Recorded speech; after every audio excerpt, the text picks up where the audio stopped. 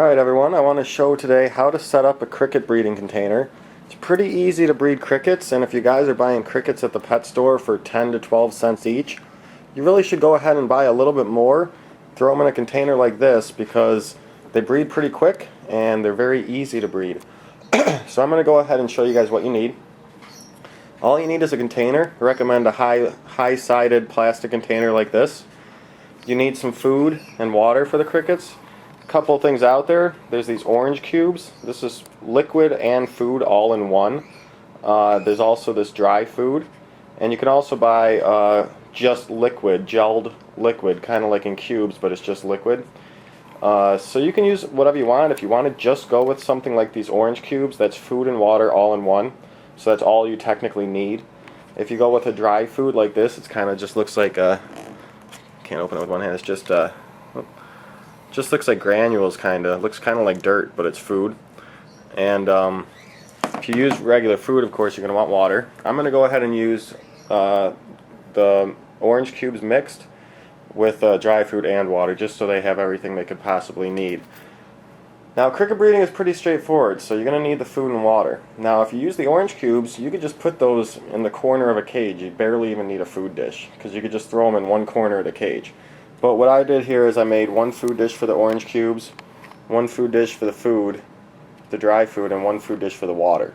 Now, as you can see here, I got them looking funny. The only reason I did this is I just made up a quick way to have them be able to climb in and out, because these are cat food dishes and they're pretty slick. So I just wrapped some paper towel around and even put it down inside, so when I fill this with food, the crickets will be able to walk up and out of the paper towel. They won't get stuck. And with the water, I just threw in it's actually just a zip tie, but if they go up into the water here and they get in and they're not able to get out, they could drown. You're just killing your crickets. So make sure they got something they can grab onto if they get floating in the water, and then they can walk right out. And then I did the same over here for the other dish. So I mean, you don't have to do it this way, but just make sure if your dishes are high-sided, you create some type of way for them to get in and out of the dish. The last thing you're going to need is a breeding dish. You can have one or two, or a big one or a small one. Something about that size is fine. It's like the size of the top of my hand. And if you're just going to be breeding, like putting I'd suggest about 30 to 50 adult crickets you should start with. You can start with a little less, but with 30 to 50 you're going to get more babies. So what I'm going to go ahead and do here is just start filling these up. I'm going to get the tops off my containers here. So I've already got the water in the water dish here. There it is. And then this one I'm just going to put some orange cubes in.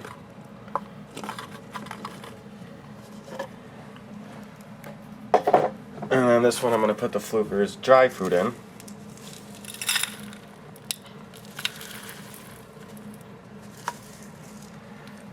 So now they can get in and out of their food dishes.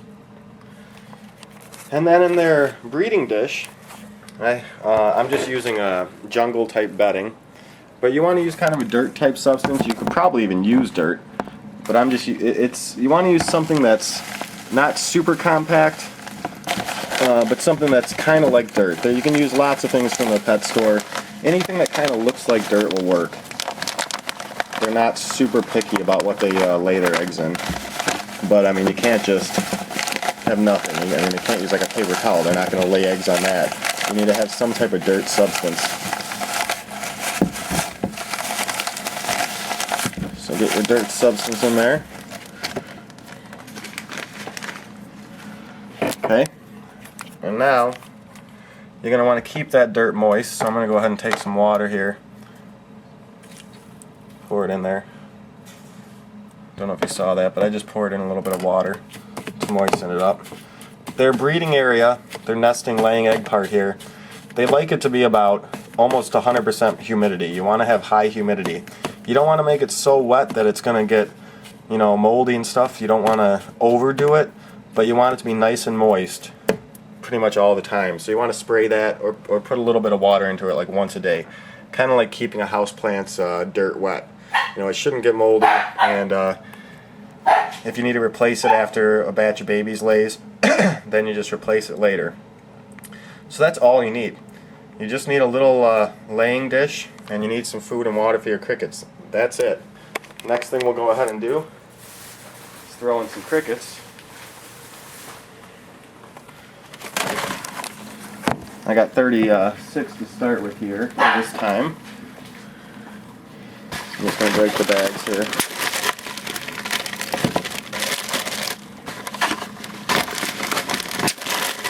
Now I bought adult crickets. Some of these guys are a little younger. So now we have crickets in there. The last thing you have to do is the breeding area here. They need above 76 degrees, and their ideal temperature is 82 to 86 degrees Fahrenheit. So you should either put a very small heat pad under the tank, or you can put a light above the breeding area. 82 to 86 degrees is going to give them the fastest growth. You're going to get the best incubation, the most babies.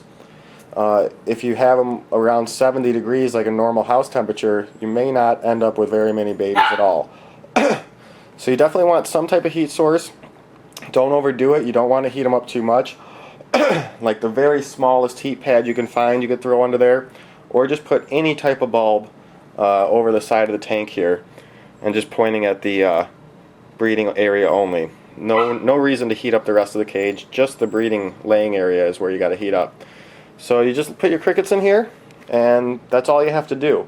What I'd suggest you do is let them go for about maybe like 4 days to even a week, and then after that time, it's nice to have 2 tubs to do this with, because after that time I would take out this breeding thing and put it into a new tank.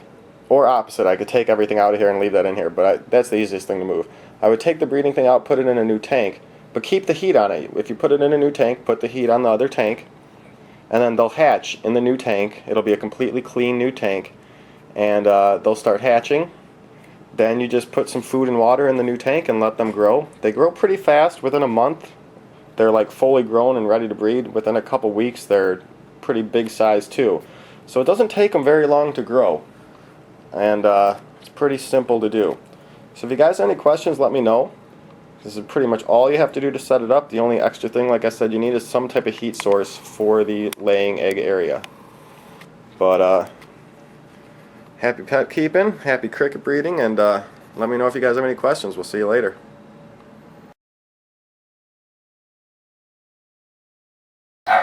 So, excuse my birds and dog if they start yelling, but this is one easy way to heat the container. Like I said, you don't need to heat the whole thing, but right on this side is where I have my egg laying. You can see right here I got a light. So right in this area over here, it's not hot, but it's warmer than room temperature. It's around 80 degrees plus. So if you want, you can just put your cricket breeding right on top of your tank next to your tank lights, and that should provide plenty of heat for the breeding to take place properly.